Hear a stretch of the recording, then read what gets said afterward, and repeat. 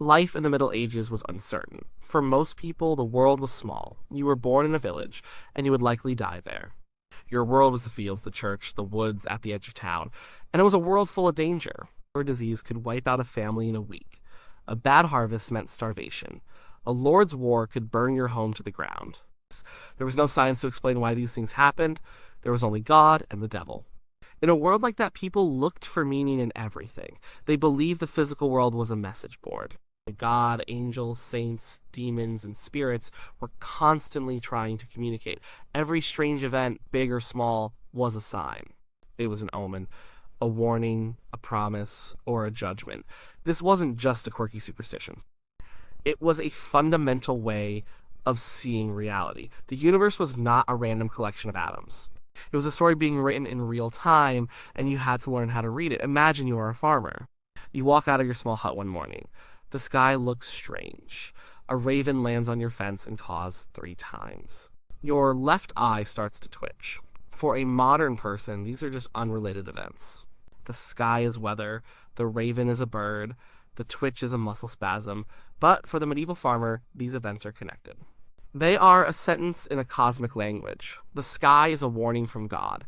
The raven is a messenger of bad news. The twitching eye confirms it. Something bad is coming. This belief system was a mix of 2 powerful forces.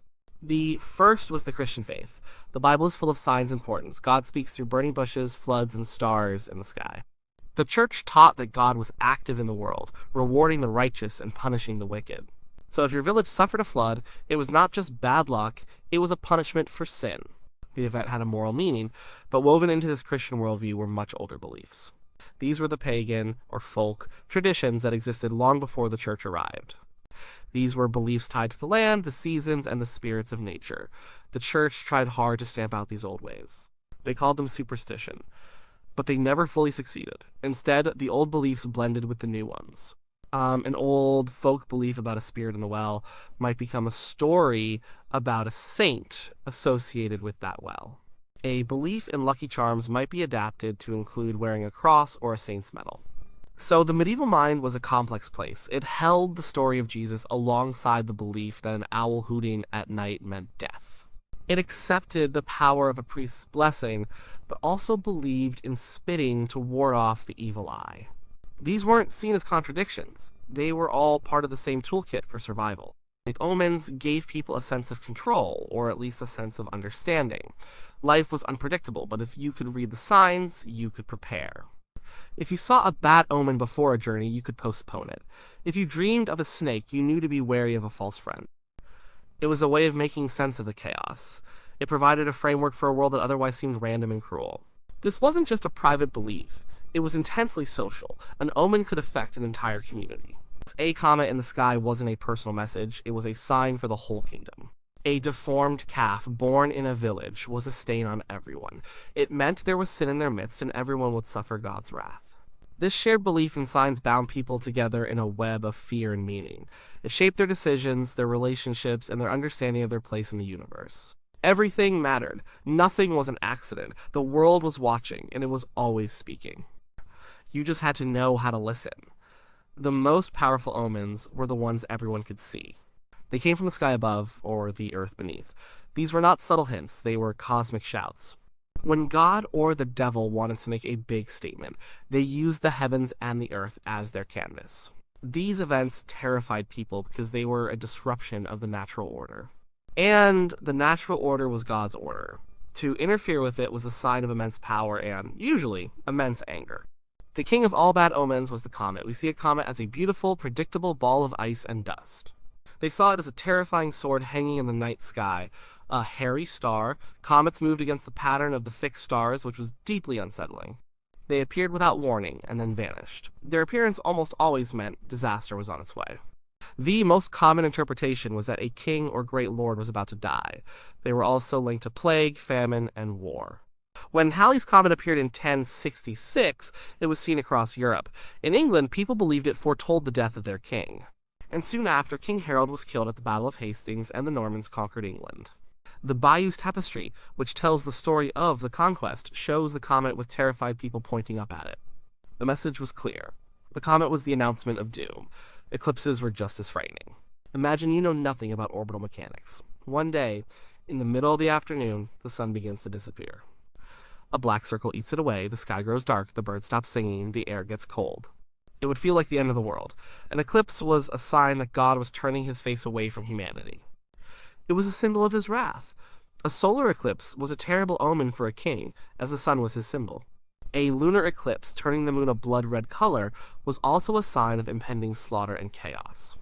It broke the steady, reliable rhythm of the cosmos, and if the heavens were in chaos, the earth would surely follow. Even smaller things in the sky were read for meaning. A meteor shower might be seen as angels and demons battling in the heavens. A shooting star could be the soul of a dying person leaving their body. Weather was a constant source of signs. And thunder in the winter was considered a very bad omen, predicting famine or the death of a great man. A rainbow appearing at an odd time, or in an odd place, could be a sign. The color of the sky at dawn and dusk held messages about the future. Everything was communication. A storm was not just a low-pressure system, it was the anger of God made manifest. The earth itself could also send messages. Earthquakes were rare in most of Europe, but they were described in the Bible as a tool of God's judgment. When one did happen, it was a direct and terrifying sign of divine fury. It meant the very foundations of the world were being shaken by sin. More common were floods.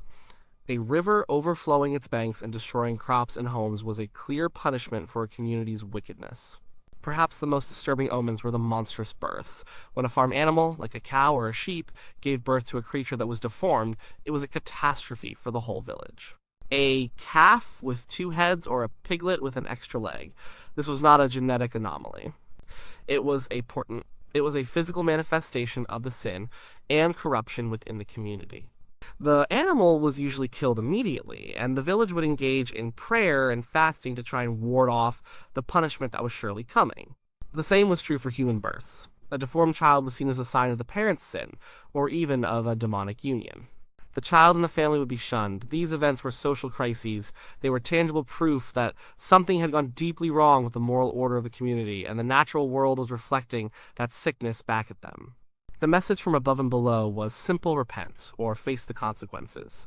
While cosmic events were terrifying, they were rare.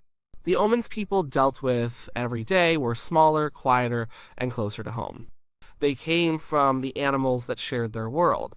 Birds, in particular, were seen as messengers between the human world and the spirit world. They could fly, moving between earth and sky, so it made sense they carried secrets. This belief was ancient, stretching back long before the Middle Ages, but it remained incredibly strong. The behavior of an animal could change the course of your day, or even your life. The most feared messengers were the dark birds. Crows and ravens were symbols of death. This was partly practical. They were scavengers drawn to battlefields and places of execution. So seeing them gather meant death was near, but it went deeper than that. Their harsh calls sounded like warnings. Their black feathers were the color of night and morning. The number of crows you saw was important, where 1 was a warning. 2 might mean a change. 3 signaled a major event, like a wedding or a battle. A single raven flying over an army before a battle was a terrible omen. It meant the raven was waiting for the corpses. If 1 croaked from a rooftop, it was a death omen for someone in that house. The owl was another bird of ill omen. As a creature of the night, it was automatically suspicious. Its silent flight and eerie, human-sounding hoot were associated with darkness, ghosts, and witches. Witches were believed to be able to transform into owls to fly about at night unseen. If an owl perched on your roof and hooted, it was a sure sign that someone in the family would soon fall ill or die. To see one during the day was even worse. It was a creature of darkness intruding upon the world of light, a sign that the natural order was dangerously out of balance. Not all birds were bad news. Some, like the swallow or the cuckoo, were welcomed as signs of spring. Their arrival meant the end of the long, hard winter. It was a promise of warmth and new life. But even with good luck birds, the context mattered. A swallow building a nest in your eaves was a sign of great fortune and protection for the home. But if you harmed the nest, you would bring bad luck down on your family. The magpie was complicated. Its black and white feathers represented the mix of good and bad luck it brought. A single magpie was a sign of sorrow. 2 together, however, meant joy. An old rhyme with roots in this period helped people remember the code 1 for sorrow, 2 for joy, 3 for a girl, 4 for a boy. The land animals were just as significant.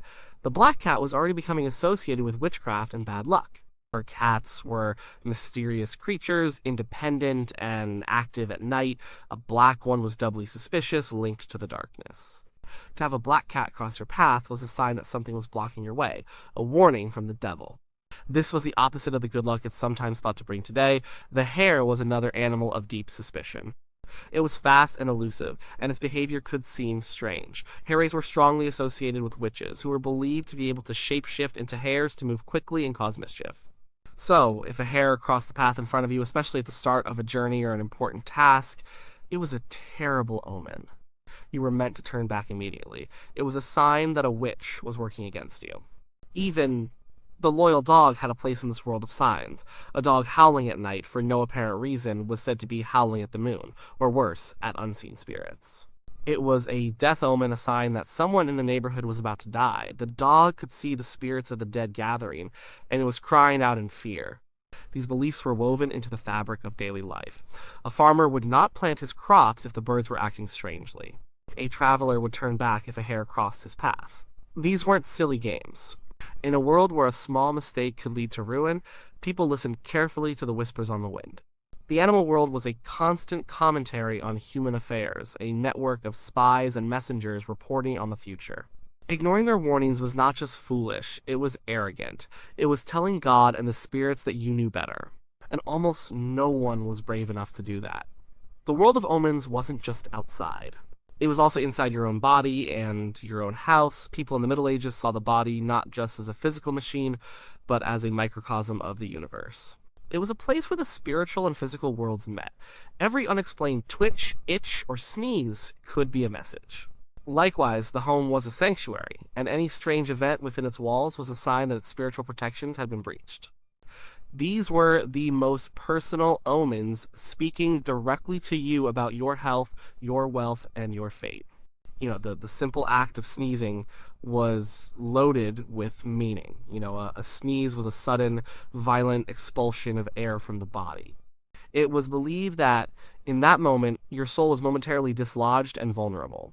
An evil spirit could fly into your open mouth, or your own soul could be sneezed out. This is the origin of the response. God bless you. It was not just a polite phrase. It was a genuine prayer, a quick blessing to protect the sneezer's soul from harm. The timing of a sneeze also mattered. Sneezing to the right was good luck. Sneezing to the left was bad. And itches and twitches were another way the body communicated. An itchy palm was a very common omen.